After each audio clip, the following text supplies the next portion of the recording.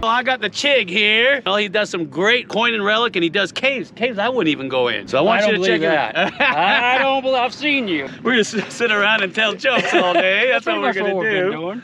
So anyway, I'm gonna teach them what I know how to do, and then in the meantime, we're gonna chew the fat about, I don't know, what crazy YouTubers talk about, you know? What do they talk about? I don't know. You're like one of the first people I've talked to since I've been out here. Yeah, so. You said you've been gone for a month? Going on a month, yeah. Wow. By yourself? Awesome. Oh, yeah. Oh, and there's, you don't got like somebody kidnapped in there, right? A hitchhiker or something?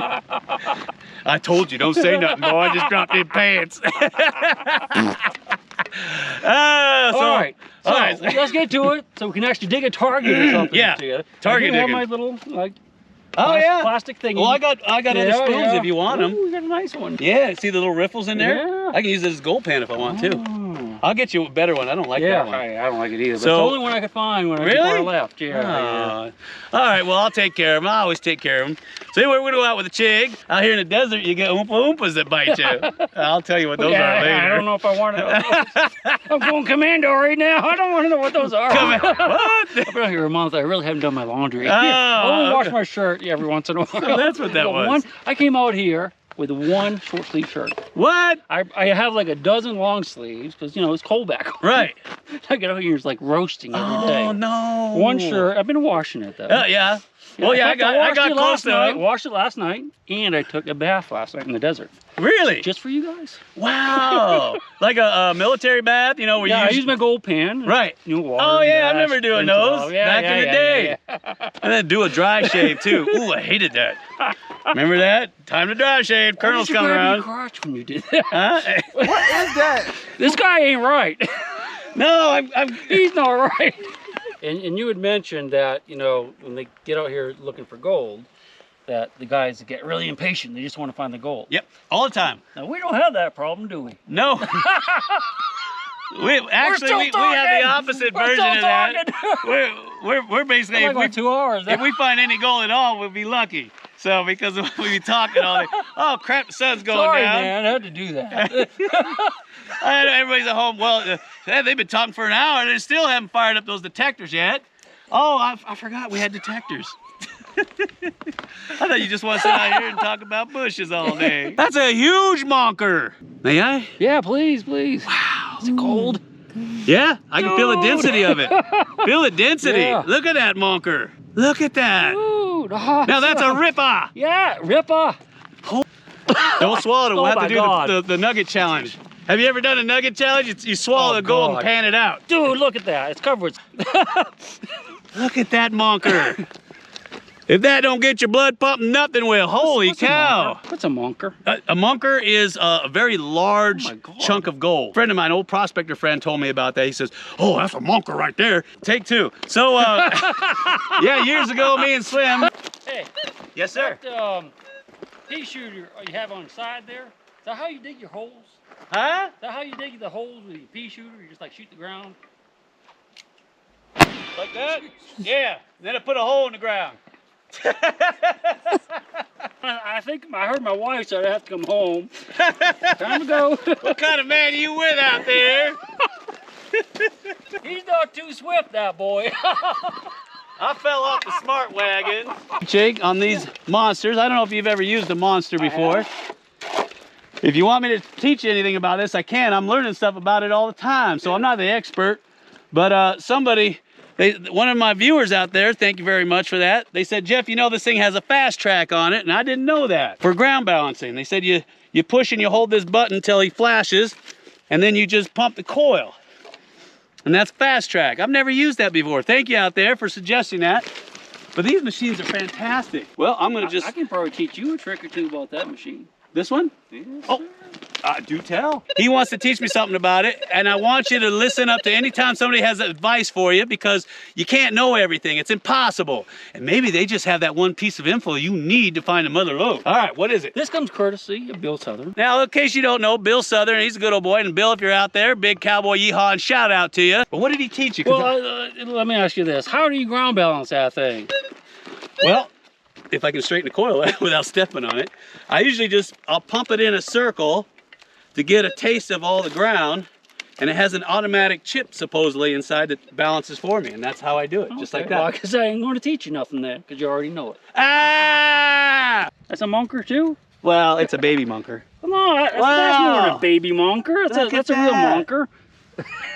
Now that's pretty. It's almost like a heart or an arrow. Oh, it's a heart. Ah, it's the love nugget. Oh yeah, he's coming around to check on us. Checks us out, huh? Hi. Hi.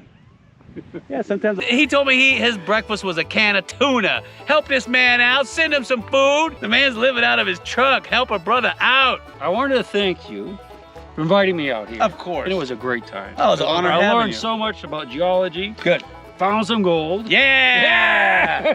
That's what it's about. Yeah, and I laughed so much too. Did you have a good time? Yeah, heck yeah, man. And you I learned laughed something. as much in the last 2 months combined.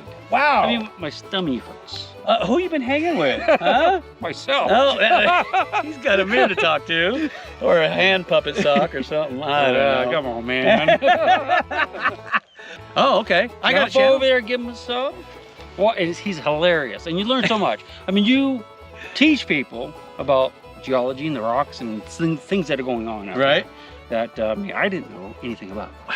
So it's just awesome. I love that. Yeah. Then my job You'll get is hooked, I guarantee it. Yeah, that's what it's all about. Having fun, learning, and finding some shiny. You're gonna get 5 of those right in the eye. All right, so I'm gonna get on out of here. So, yeah. Until next time. Get out of here before you go crazy. So too late. So come on, let's go. What is it? It's so I don't remember. It's stuff. So come on, let's go. Go. All right. Now say it with a full can of beans. So Franken beans. So come on. So let's go. Beautiful, man. Well, everybody, Jeff Williams here, and Pioneer Pauly. We're gonna look around, have some fun, eat some lizards, and make it a day. Does that sound good to you? Yes, it does. So what am I gonna say? Huh? So come on, let's go. So it'll go. Wobble pop. Yeah, a wobble pop. Yeah, That's it. The wobble pop. How did he know that? Heck yeah. There you have it. Yeah. Yeah, well there's one, there's a million more. Look at that one. What you got? Looks like a grammar. Holy candy. Holy candy, that'll be my new phrase. That's fantastic. 0.7. That'd make a new tooth for Slim. Wow. You're doing good. Another one. Ah! Look at that. Oh, yeah, eat that mocker. And if you swallow it, we'll do the nugget challenge. Yeah. Yes. Fun today? I did. And he found some shiny too. Candy. Not 1, not 2, not 3, but 6 pieces of it. Ooh, Yeah, that's good. Yes, that's stuff that people dream about every night. So did you have fun today? I did. I really enjoyed it. I really did. You like the desert? This is your first time in the desert, right? Very first time in the desert. Didn't know what to expect, but I will definitely be back. Oh, okay. You got any shout outs out there for anybody? Maple syrup. Before we get out of here, I want to do a couple shout outs. Tony out there in Australia, you know who you are, Famo59, I like that guy. Ooh, and I hope you feel better too. And of course, while we're speaking of Australians, I want to give a shout out to all the Australians out there. Bogus prospecting. Who? Bogus. Oh yeah, and hey, Klesh Guitars too. Yep, You yep. can't forget about him. Ooh, I tell you what, he goes everywhere. AU Amigos. Yep. AU Amigos, oh, that's right. Oh, and Chris Ralph, you know, I gotta say a big shout out to you too. Jeff Williams here with AskJeffWilliams.com. Believe it or not, digging for gold. You got this really nice red clay material here, a lot of iron oxide in it, magnetite, hematite. Check the washes first for black sand. That's all magnetite and hematite. Basically, it's decomposing iron. If you got this in a wash, it's a good chance there could be gold. It doesn't mean there is gold. Chances are better when you see this. It's depending on where you're at, you want to get down to that bedrock. Fortunately, here in Arizona, there is no bedrock. It's only caliche, period. It's all cemented, like a cemented gravel. Gold is resting on top of that. Most of this stuff came from the Precambrian time period. There's a lot of schist in the area, decomposing schist. So it's not too bad. We got some nice pieces of gold. A lot of flakes. There's a lot of nice little pickers in there. See that? That is a drift mine. See it? It's cutting the caliche. Look at that monker. Ooh, that looks spooky down there.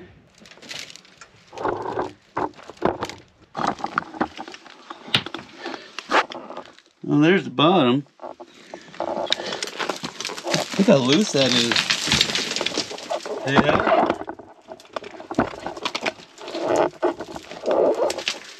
Yeah. I was expecting something deeper. See that snake skin in there? That means there's a rattlesnake around here somewhere. I'm not liking that too much. I definitely don't like these lips. Alright. I don't like all this loose material either. Alright, let's see what's on down there. Oh yeah, look at that little snake right there. See him? I don't know if you can see that snake. Right there. Tarantula too. Oh, lovely. Well, I'm gonna map out my shaft right here, and I'm gonna auger down as far as I can, then I'll dig it by hand after that. Of course, the biggest problem I'm gonna have here is what? Big old rocks. In this world, there's two kinds of people. Those with loaded guns, and those who dig. Today, I dig. 16 men on a dead man's chest. I want to show you something because I had a few people ask me this question. See these large rocks down here? I had a few guys ask me, what happens if I'm doing some drift mining in alluvial gravel and I run into one of these guys that's too big? You're going to get yourself a sea air blaster. Got the sea air blaster already set up. Now, I'm going to go ahead and fracture this one, and this one I'm going to show you how to do it. And I'm going to teach you the different types of rocks out there so you can use this tool, the sea air blaster, a whole lot better, because I guarantee this is a perfect tool if you're going to be out there looking for placer or lode mining, because you can fracture rocks of any size. You just have to know how to use the tool. I got my little mini blasting box out here, puts out 270 volts. I got to hold him down for 8 seconds. Charges the capacitor up in there. The light turns yellow. Then I'm going to hit this. But before I do that, I got to say fire in the hole. Fire in the hole.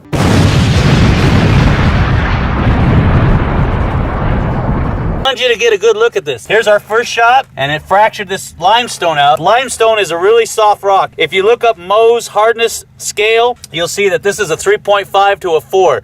It's relatively soft rock, and of course it's sedimentary, so it's got a lot of bedding planes in there, and it fractures really easy. The harder stuff is going to take a little bit more work, but we'll get into that later. I just wanted you to get a close-up view of this rock, how it fractures it beautifully. We're going to get onto this one, then I'm going to go through the whole thing with you, and we're going to have some fun. The first thing you need to do is determine the type of rock that you're drilling in. The harder, the better. Now, you got a lot of igneous rocks that are really, really hard, and they fracture great, and they have a lot of compression. This is limestone. Remember, it's 3.5 to 4 on Mohs scale. I know it's going to fracture real easy, so I don't need a lot of blasting on this guy. First thing you need to do, drill your holes. You're going to start with the smallest bit you got, and then work up to the biggest bit. Remember, you don't want to go all the way through the rock. You want to be at least halfway through, if not 3/4. See, here's the back of my rock. Here's the other side. My rock is about maybe 18 inches thick. I highly recommend you get yourself a measuring stick to find out how deep you are. Now, right now, I'm about this deep, which is 3/4 easy. So I'm not gonna go any deeper. I got one right next to it that's 3/4 too. So I'm gonna blast these in succession and fracture off a big chunk of limestone. And since I'm starting to work under an overhang, I gotta put my hard hat on in case I get some loose rock coming off the back. Here's your starter bit. See how tiny that guy is? And then there's your intermediate. And then there's a decent length right there. If you can afford it, get as many of these guys as you can. You can get them at Lowe's or Harbor Freight or Home Depot. But the point being is, if you're gonna drill a whole bunch of holes, because you're gonna fire like 4 or 5 heads, you're gonna wanna rotate your bits. Keep them cool, because they'll wear out super fast if you just keep grinding them in there. If your rock has a flat bedding plane like this limestone does, you wanna drill the same angle. Now, I've seen some guys go straight down in there, and you can do that, but I found out that I can fracture that rock better if I drill at the same angle as the bedding plane or the linear surface, or if I'm working with metamorphic rock and I've got foliated rock there, I'm gonna drill at the same angle. Blasting will be a lot cleaner. This guy right here, I've seen a lot of guys just shove it all the way down in the hole and crank on it, and you'll break this pump. You don't want to do that. First thing you want to do when you buy this pump is you're going to want to notch the end of the tip right there. You see that? Notch it. The reason why is that when it's all the way into the back of the hole, there's no notch there, and you crank down on that thing, you could actually pop that seal. If you have a notch in there, it has somewhere for that air to blow out to the side. So you put it in there gently, back it off a little, and pump slowly. Don't get in there and crank on it. If there's too much pressure, you can actually pop the top here or rupture the seal. So remember to do that, nice and gentle. All right, so I got my heads in there. You should always try to put weight on top of these. Now I'm gonna lean some rocks on them so it'll compress it into the hole, because when it goes off, the more compression it has to force in, it forces more of that blast down through the rock. If not, you'll just see them pop up a little bit. So let me get some rocks on here. Okay, let's see what happens now. Fire in the hole!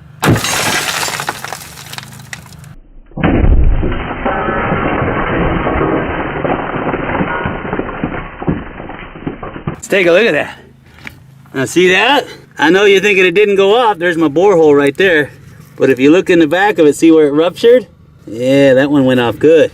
See that? There's my borehole right there, all the way down. It almost popped out the bottom. See that? You gotta be careful. And of course you can see where this one fired too. See where it's empty? And it fractured this rock beautifully. If your rock is deeper than these blast rods, and it's gonna happen, this length here, you can put boosters in the hole. And what we did here is, if you notice that my hole goes almost all the way to the bottom of the rock, I actually put 2 boosters in there. I'm gonna show you how to do that. Now, if your rock is really big, you could actually put water in the hole, and that will actually amplify the blast force, the compression wave. So I'm gonna show you how to do that too, but I just wanted you to see that because I know you're thinking, your hole is deeper than the length of that rod. How did you do that? That's because I had 2 boosters in there. I'm gonna show you how to prime these guys because there's a specific way I've found that it's much easier. So the first thing you do is you take your firing line, and there's your 2 leads right there, and you put them through. Be careful not to break them. See how I got it sticking out the other side right there? I don't know if you can see that. And then I'll take the other one and gently put it in the hole. And make sure it's sticking out the other side. See that? I can see it right there. I don't know if you can see that.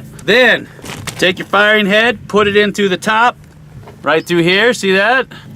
Slide it all the way in. Last but least, put your charge on the end. And then make sure your little slot is clean, because every time you're gonna fire a charge, it's gonna actually get built up with rubber and pieces of that line. And then you're just gonna go ahead and push him into that slot, like such, all the way down. And make sure he's in there all the way, because if not, it'll jam up in your borehole. Then you're gonna take him, slide him into the borehole, just like that, straight on in.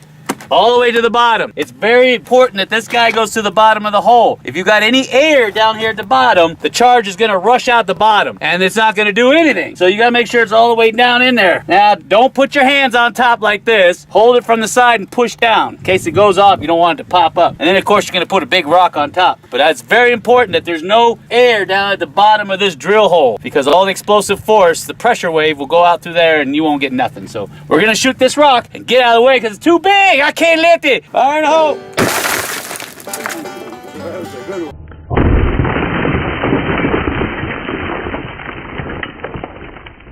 Now this is more for your placer miners instead of your hard rock miners. Okay, because remember I told you could use this thing either way. Now over here, this is good representation. See this big old munker right here? It's like a 1,000-pound piece of limestone. Now remember I told you about limestone in most tests, about 3.5 and 4 on the hardness scale. And there's bedding planes. Actually the bedding planes run this way. So I got my holes drilled in there, and then I'm gonna show you how to load this thing up and see if we can split it open. I already got one head loaded up and ready to go. I maxed out that hole all the way to the bottom. Now remember, you're gonna need a measuring stick, just like this one right here. And I've already cleaned my hole out, and you can see I'm that far down. See that? Or what I'm gonna do is you get a box of boosters that comes with your Sierra Blaster. You see that? And you're gonna load them up in the hole. Make sure they go all the way down to the bottom. Kind of like in the old days where they would tamp the dynamite down into the hole. So you're gonna make sure that you fill up that hole with some charges, because you want to make sure that your rod is in as far as you can go, but you don't want it all the way bottomed out and then leaving a gap of air, because this guy is not going to set off those boosters. They have to be in contact with each other. I know some guys have problems with misfires, and I can understand that. There's a way to get around that. I got a cheap multimeter. You don't have to go out and get a fluke or something like that.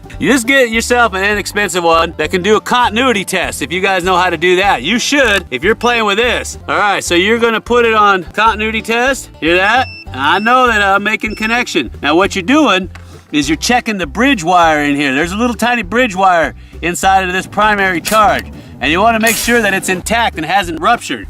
So I've already got my firing head already primed, so I'm going to come down here to the connectors. See that?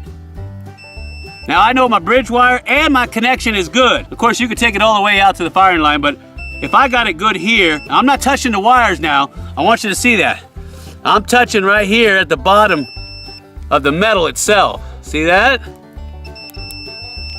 And I hear that, and I know I've got continuity. So then I know that this guy's good to go. I'm gonna set him down on the ground, and then I'm gonna load these holes up and make sure that these heads are as far as they can go, but not to the point where there's air below them and they're bottomed out. So let me do that, and then we'll get ready to fire this thing.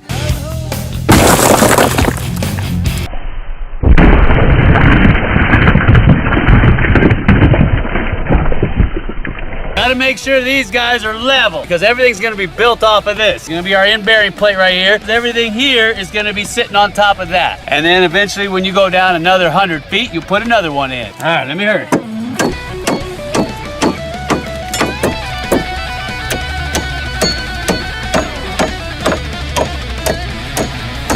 collar sticking up high enough to where all the other dirt can't come in. And I'll fill it and you'll see what that looks like. And of course you want your collar to be high so no dirt and rain and stuff like that gets in it.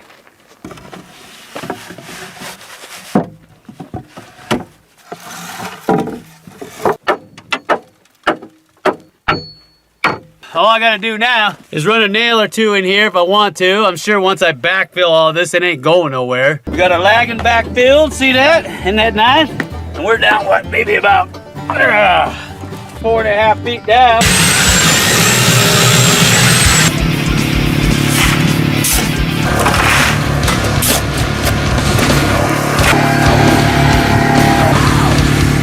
We're getting ready to drive this tunnel. See this? And why am I down here? Because of this right here. See this? This is caliche, and it's an artificial bedrock.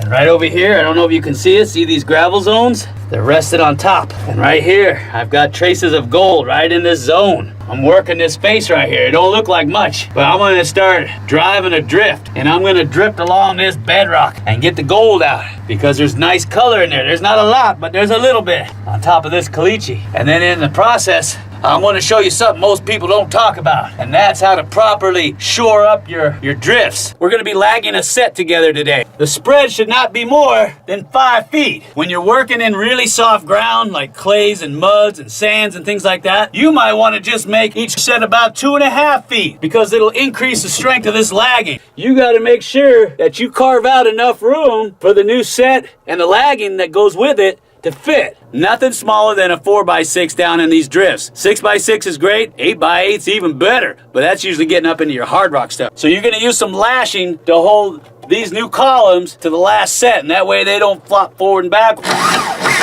I got my lashing in. Now, just to make sure that I'm sitting right, I went ahead and put my cap on. Now I can take my cap off and I can start working with my lagging. If you got any room between your post or your cap or your lagging, you need to support it with something like blocking or backfill or something like that. You don't want any gap between your lagging or the top of your cap or the sides of your post because you want this whole thing wedged into place. And if the earth starts to shift or move, you want it tight in there so it doesn't have any room to move around. The last step, which is to put the lagging on the back. Now I have a lot of people who are gonna argue with me. They'll say, Jeff, put the collar braces in first and then put the lagging in for the back. No, I don't like doing that. I have more room and more clearance if I put the lagging in first and then I'll put the collar braces in last. And now I've already measured, and that's why I've got the lashing on here to keep everything in place. All I'm gonna do is slide it forward and then bring it over here like that. Now, like I said, there's nothing holding them in. No screws, no spikes, no nothing. They're just sitting in there. So what you need to do is if you got any gaps up there, you need to block it, you need to shim it, backfill it, something. You gotta make it nice and tight in there. There can't be no spaces in there. Cut up in there like that. All right, so when you put your collar brace in, half of it's gonna be down here on the bottom of the post. The other half is gonna be up here on the cap. Holds these two pieces from moving around. And then I'm gonna put a little square piece of wood here to keep it from shifting down. Nice and straight compared to our lagging up here. I got him secure, and we're right up against the butt here of our spreader. Looks pretty good. Are you putting in another set? Yep. She's putting in a set all by herself. Oh, in case you don't know, this is my wife, Leela, and she's got to carve another space here in the ribs in the back so that those timbers have somewhere to go. Is that about right? Yep. There's the drift on the bottom, and that's on an old river channel because the rock, the caliche, is actually rounded and smooth. And then that looks like the top there, they sealed it off. So what we're gonna do is I'm gonna metal detect, see if I can detect any metal down in there. I gotta be careful because this one looks a little bit more dangerous than the other one. Listen.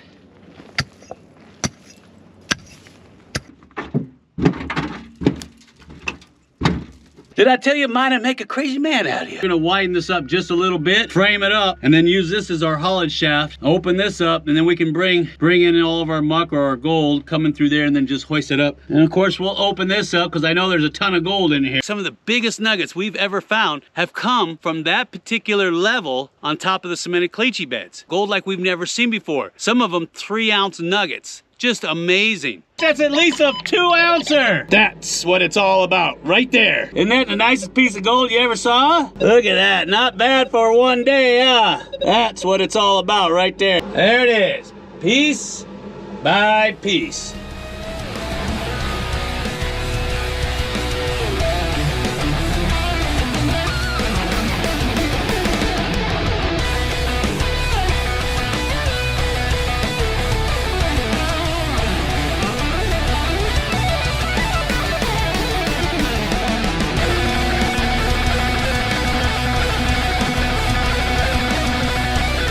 And there's a little dowel right there that goes up into this hole. So when you close it, it locks into position. You see that? Just like a regular ore cart.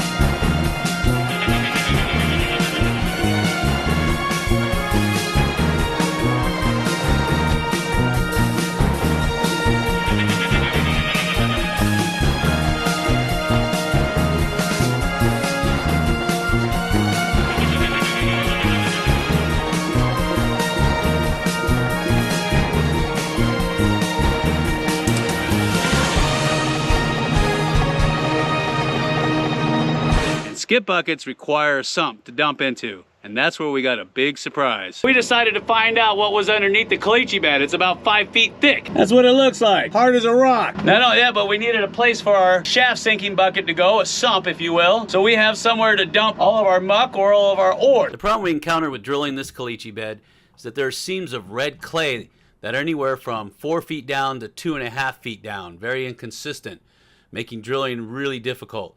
We sampled this and found small bits of gold in it, and we think that it connects with underground aquifers that feed to cocoa weave. We got 20 holes drilled. We got 16 for our shaft sinking bucket and 4 for the manway.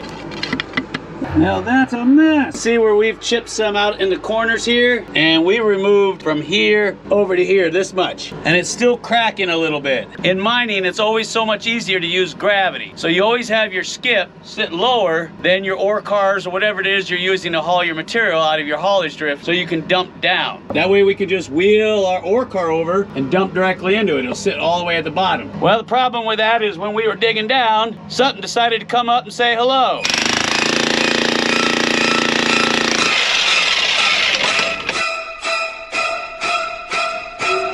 Now we did as much research as we could on what it could be. We still don't know. The closest thing we found was there's old research papers that indicate that during the time that there was an inland sea here, there was definitely some kind of large worm creature that was living down on the ocean floor, the seabed.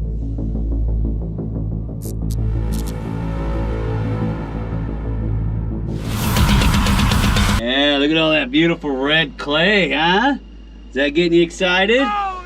Get me excited. I think we're far enough down. What do you think? And of course, we have hard rock mines too. In fact, you've probably seen Jason from Mount Baker Mining and Metals in one of our better mines where he actually got a bad case of gold fever. What you got? You got a rich pocket. I've been working this little pocket here. Right? And it's gold like I've never seen before. You'd get a little vug open up and you break it off and it's just quartz crystals and just gold sticking out, all the quartz crystals. Wow. Little pieces of gold. That is incredible. I've got some specimens I'll show you. Oh yeah, we'll take photos of it at the end. Yeah, but it's just, I've never seen anything like it. It's wow. Just, it's unbelievably rich. It's just this little pocket right here. You find those little tiny hematite vugs. Right. And you crack them open with the hammer mill, and I start kind of like brushing them, and then I move my hand, and there's just a little pile of gold nuggets sitting there. Wow. And you just brush them out. Yeah, they're not really attached to the quartz very well, but holy smokes, I've never seen anything like it.